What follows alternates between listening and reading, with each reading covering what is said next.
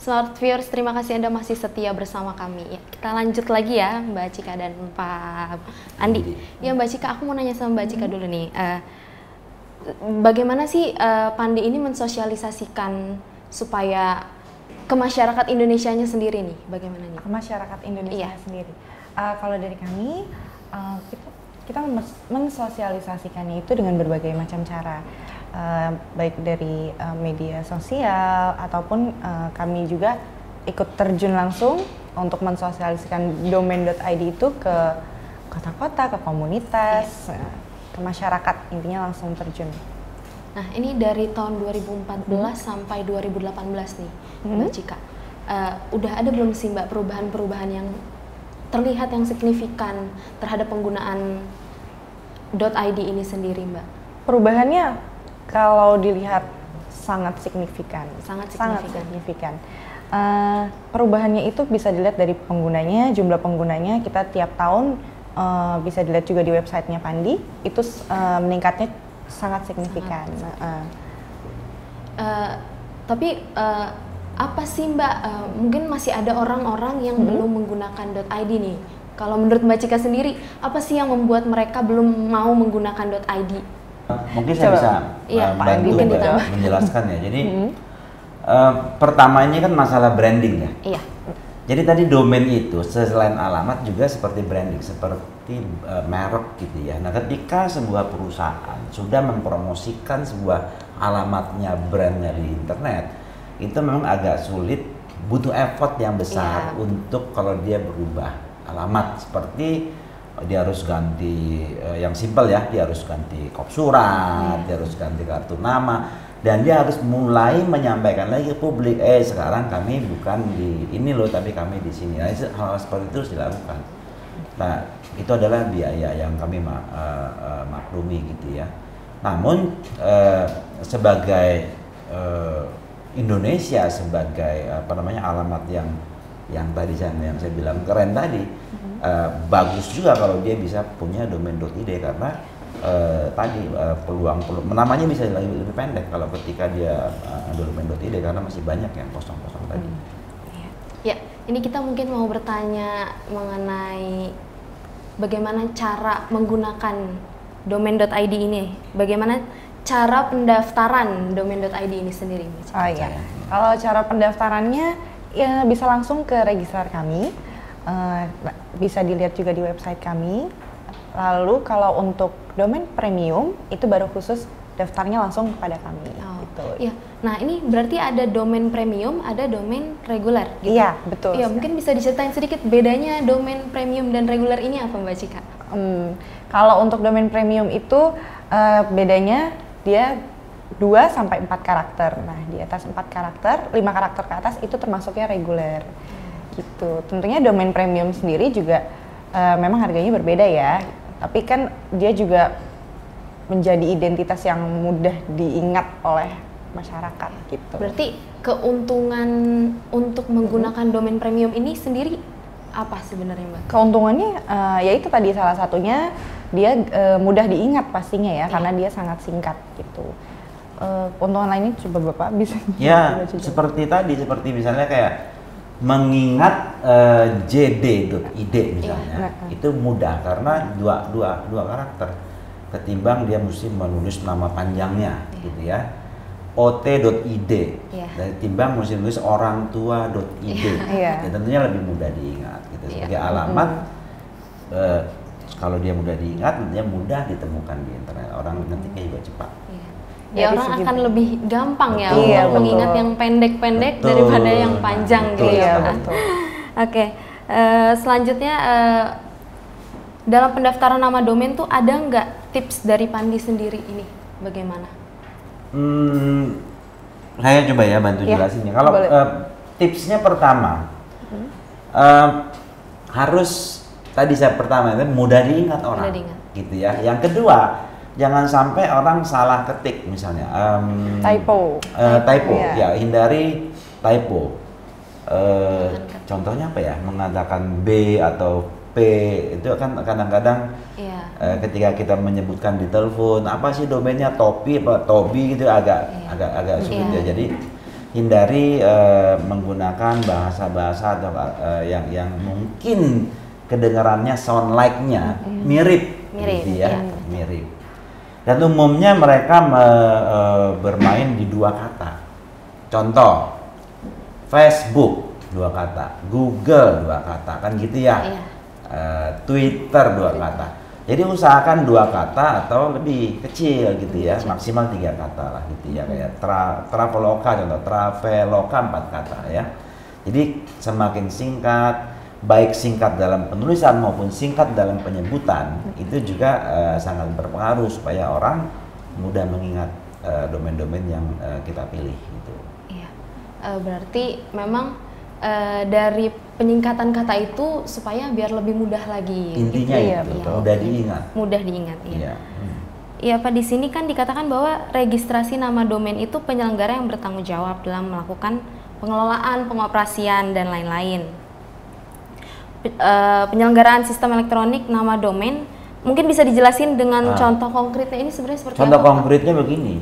Jadi sebagai penanggung jawab tentunya kita adalah yang bertanggung jawab dalam pendaftaran nama domain. Sebetulnya secara peraturan pemerintah kita boleh langsung menjual kepada masyarakat, boleh juga kita melalui registrar. Registrar itu kalau di industri perdagangan itu seperti kayak reseller gitu ya. Nah, ada registrar. Nah, Pandi menunjuk beberapa registrar yang ada di Indonesia untuk melakukan penjualan domain.id. Namun mereka adalah kepanjangan tangan dari Pandi untuk ke sana. Penanggung jawab tetap ada di Pandi gitu ya.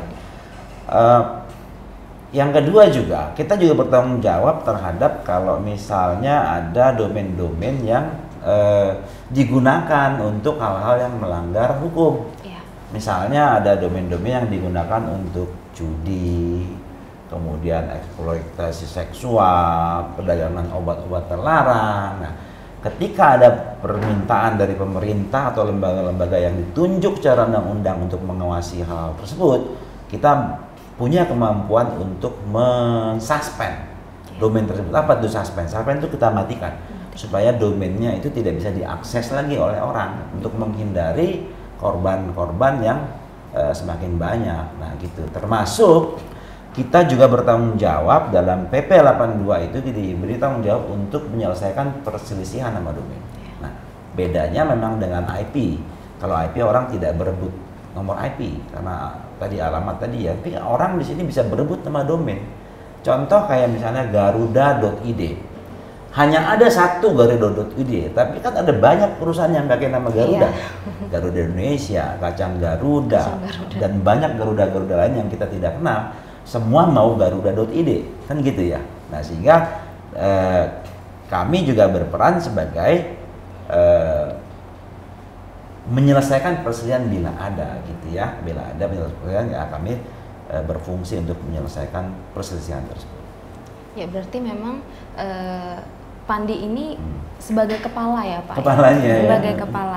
Iya, sebenarnya apa aja sih Pak wewenang-wewenang lain dari Pandi dalam pengelolaan domain internet di Indonesia? Termasuk menolak pendaftaran. Menolak pendaftaran. Kalau misalnya ada yang maaf dia mungkin daftar domainnya agak mengerikan misalnya, umpamanya misalnya suku tertentu brengsek misalnya .id, ya itu kita bisa tolak pendaftarannya gitu loh. Jadi hal-hal yang sampai seperti itu ya, sampai menolak pendaftaran, mensuspend kalau dia sudah live tapi kontennya tidak sesuai, kita bisa suspend gitu.